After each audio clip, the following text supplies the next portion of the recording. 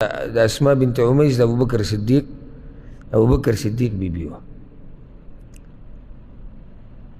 هغه وایي چې رسول صلی الله علیه وسلم ماته دا خبره کړې وه الا اعلمک کلمات تقولینهن عند الکرب، آیا تا ته یو څو خبرې ونه ښیم چې تا هغه په وخت د مصیبت کې وې. دا روایت امام ابو داود راوړی، امام نسائی هم راوړی، امام ابن ماجه هم راوړی.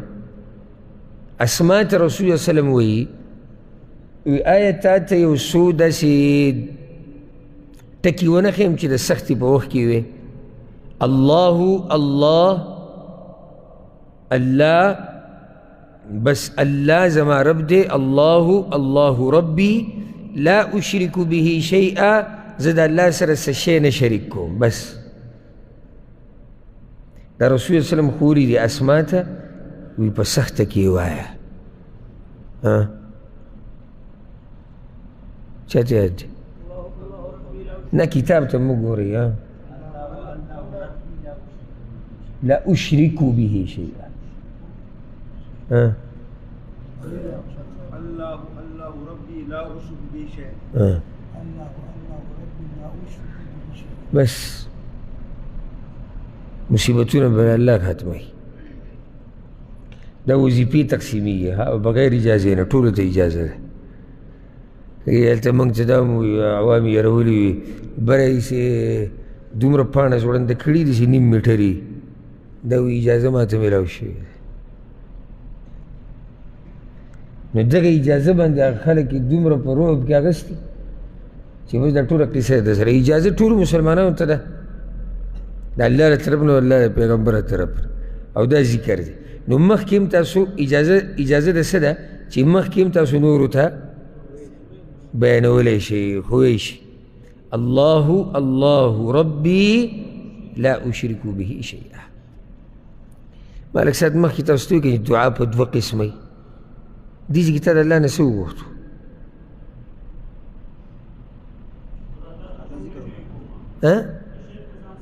نه خو صحیح شو، خو د الله نه دې څه وغوښتو.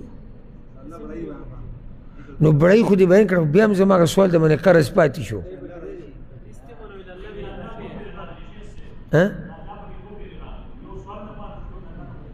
نه اوس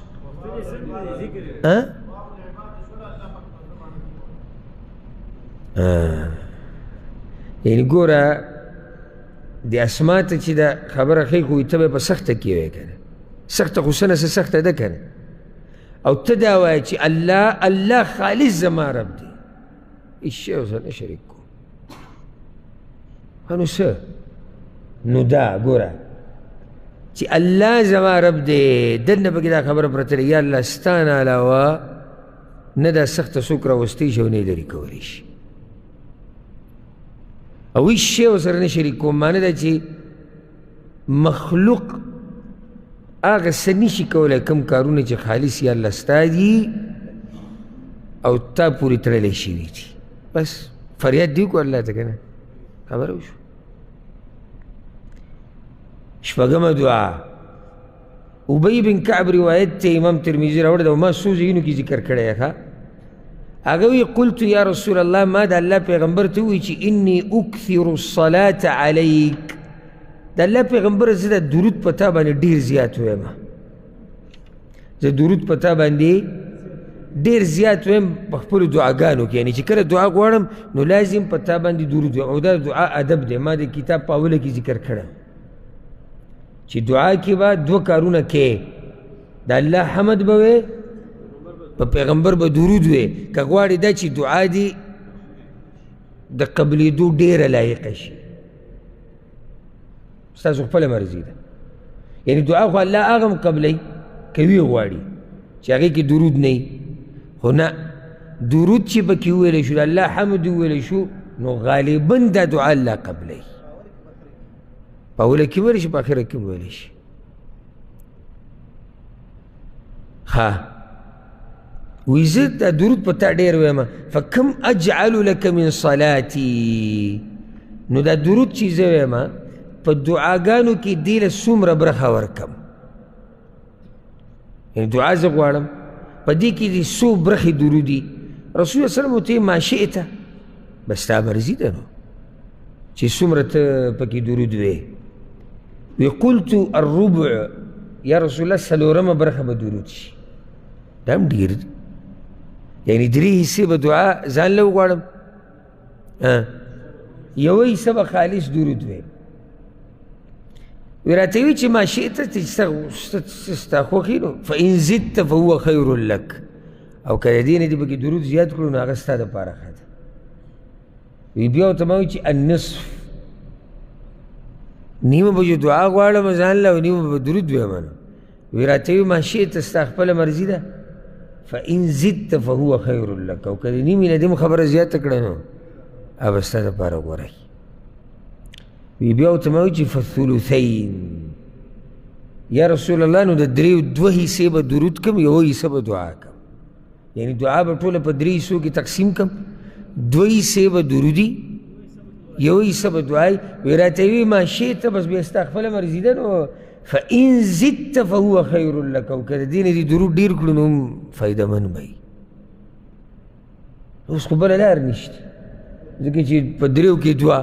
وی ما ورته وی چې اجعل لك صلاتي كلها یا رسول الله، بس په تا به صرف درود ویم نه، ځان له به پکې هېڅ هم نه غواړم، صرف به درود ویم. وی راته وی اذا تکفى همک ویغفر لك ذنبک، دا خو بیا ستا د ټولو غمونو او مصیبتونو دپاره کافي ده، او ستا د ګناهونو د بخښنې سبب به وګرځي.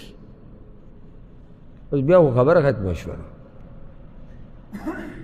ستا چې څومره غمونه دي تکلیفونه دي الله به درنه دې د لاسه ختم کړي، او ګناهونه به راته هم وبخښي. نو کوم ذکر دی؟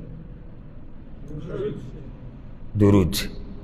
او درود باره کې خبره نږدې ورځو کې شوې، او دې کتاب کې هم د درودو ډېرې صیغې ذکر شوي دي. ذکر ته هم کتاب او کتاب، او دا میلاویږي الحمدلله. ملک نه څوک راځي هلته ویره ماله پکې یو کتاب راوړه، یا انټرنیټ په لاره کې چاته میلاویږي ځان لره پیدا کړي، اذکار دي پکې دعاګانې ځان سره ساته هر وخت وایه. نو شپږمه دعا کومه وشوه چې څومره یې وې درود چې څومره وې غمونه به دې ختمي. او په دې کې عرب ډېر تکړه خلک دي.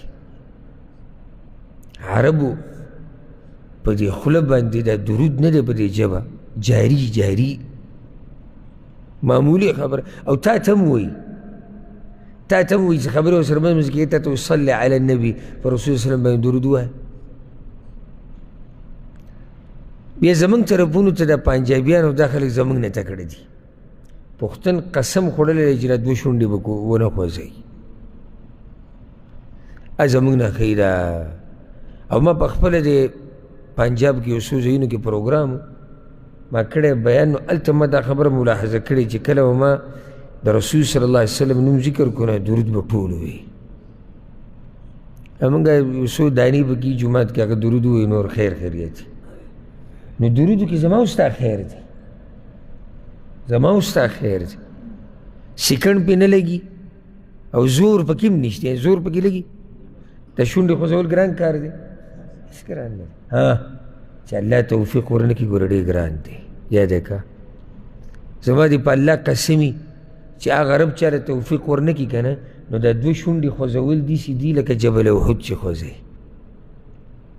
او چې الله توفیق درکړي که نه، نو غټ نه غټ کار، غټ نه غټ عبادت داسې شي لکه هېڅ هم نه. خبره ټوله د څه ده؟ توفیق. ګوره سهار مانځه له سړی راځي که نه، دا کمبل اوچتول چې الله توفیق در نه کړي، دې نه یو بلډینګ جوړ شي. اوچتولی شي څوک؟ نشي. او چې الله توفیق ورکړي، سپین ږیرې جسم یې کونټي شوی په واورو په موسم کې را رواني، پکې وښویږي، پکې راولیږي، نظر یې صحیح نه لګي، دمې پکې کوي. دا هغه توفیق دی چې الله یې ورکړي. همیشه سوال کوو چې الله ماله توفیق راکړه.